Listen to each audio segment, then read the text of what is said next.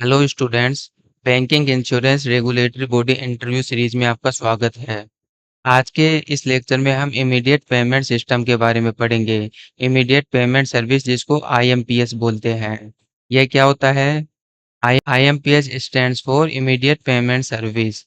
It is an instant electronic money transfer service in India managed by National Payment Corporation of India.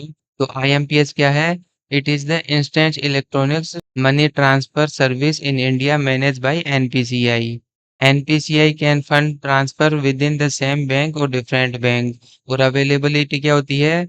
24/7 और 365 दिन including Sunday or bank holiday. IMPS is regulated and operated by NPCI under the regulatory framework of RBI. ध्यान ध्यान रखना, जो NPCI है ना, वह RBI और IBA दोनों ने मिलकर NPCI को बनाया था 2008 में। तो 2008 में NPCI बना था, national payment corporation of India. और इसको रेगुलेट कौन करता है? RBI और इंडियन बैंक एसोसिएशन। तो IMPS कब आया था? IMPS का लॉन्च ईयर है 2010 में, जबकि NPCI खुद 2008 में आया था। और IMPS को मैनेज और रेगुलेट NPCI ही करता है। IMPS में जो MMID नंबर है उसके बारे में देखते हैं। Mobile money identification number. यह कितने डिजिट नंबर होते हैं? 7 डिजिट नंबर होते हैं। जिसके जो MMID में जो शुरू के 4 डिजिट होते हैं, वो क्या होते हैं? Unique identification number of bank offering IMPS। जबकि लास्ट के 3 डिजिट क्या होते हैं? इस अकाउंट आइडेंटिफायर। आपके अकाउंट को आइडेंटिफाई करने के लिए लास्ट के 3 डिजिट होते हैं। IMPS के थ्रू फास्ट ट्रांजेक्शन होता है। Money goes to other bank account in just a few second. और इसको यूज करने के कई तरीके होते हैं, जैसे कि it access it via mobile banking app, internet banking, ATM या फिर SMS। And IMPS send money using an bank account और IFSC कोड या फिर मोबाइल नंबर और MMID नंबर।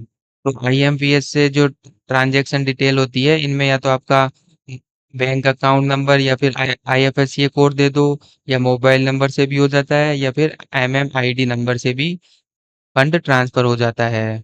अब एग्जामिनर अब इंटरव्यूअर यहाँ से क्या क्वेश्चन पूछ सकता है? डिफरेंस बिटवीन IMPS और यूपीआई। यूपीआई के बारे में हम ढंग से पढ़ेंगे, क्योंकि इसमें अलग अलग वेराइटीज है और इसके लिए थोड़ा सा हमें डेप्थ एनालिसिस करना है। तो यूपीआई और IMPS में डिफरेंस पूछ सकता है। Who started IMPS service? NPCI। जो किसने स्टैब्लिश किया था? RBI और IBA ने। Fastest mode of money transfer among RTGS, IMPS और नेफ्ट। बताओ कौन है? कमेंट करके। और इन्हीं के आंसर नीचे लिखे हुए हैं, तो आप देख सकते हो और अपने आंसर को मैच कर सकते हो।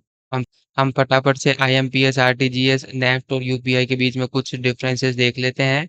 ये IMPS और यूपीआई तो 24/7 अवेलेबल रहती है, जबकि नेफ्ट बिजनेस आवर्सेस, हालांकि ये भी 24/7 ही रहती है। और RTGS भी बिजनेस आवर्सेस, और इसमें पेमेंट इमिडिएटली हो जाता है। सेटलमेंट इसमें बैचेस सिस्टम में होता है। इसमें IMPS में भी इमिडिएटली हो जाता है इंस्टेंट, और यूपीआई में भी तुरंत हो जाता है। IMPS की मैक्सिमम लिमिट कितना है? As per RBI update 5 lakh रुपए है। जबकि नेफ्ट में कोई लिमिट नहीं है, ना मैक्सिमम ना मिनिमम।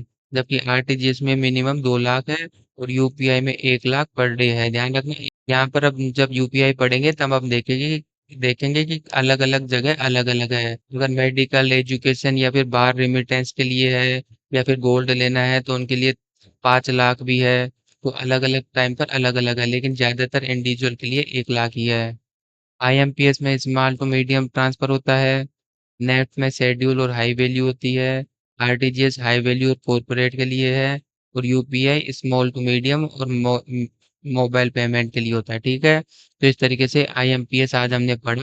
इसके बारे में आप एक बार और 1.5 की स्पीड पर देखिए, ताकि आपका कॉन्सेप्ट और अच्छे से ब्रेसअप हो सके। अगर आपको ये PDF चाहिए बार बार रिवीजन के लिए, तो आप मेरे इस टेलीग्राम चैनल पर जुड़ सकते हैं।